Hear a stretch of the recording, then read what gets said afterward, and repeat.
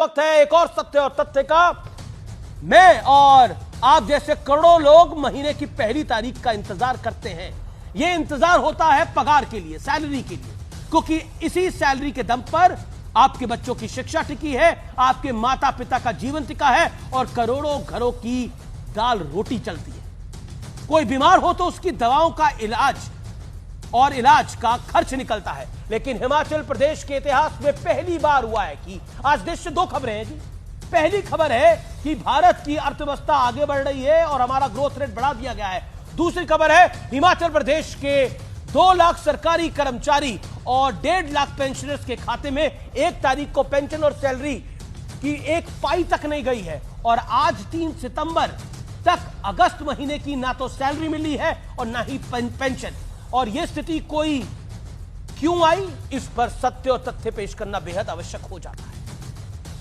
हिमाचल पर अभी 86,000 करोड़ से ज्यादा का कर्ज है, यानी वहां के हर नागरिक पर औसत करीब 1,19,000 का कर्ज है। हिमाचल सरकार के बजट का ज्यादातर हिस्सा सैलरी, पेंशन और कर्ज चुकाने में खर्च हो जाता है। 58,444 करोड़ के कुल बजट में से करीब 42,000 करोड़ रुपए सैलरी, पेंशन और कर्ज चुकाने में चले जाते हैं।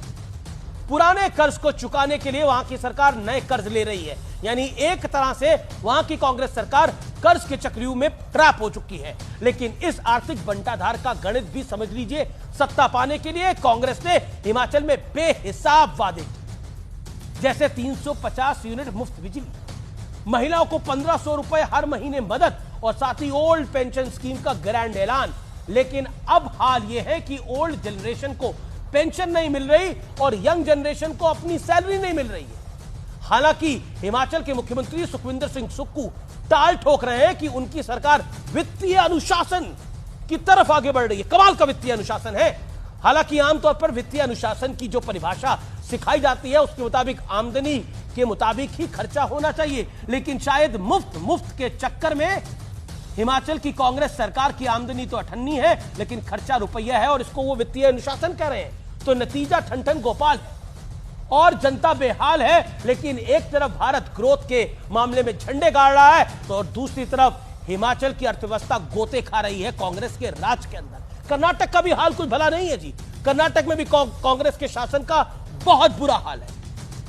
सोचिए, ये बुजुर्गों को ओल्ड पेंशन देने लगे थे लेकिन उनके बच्चों को सैलरी नहीं दे पा रहे। सोचिए।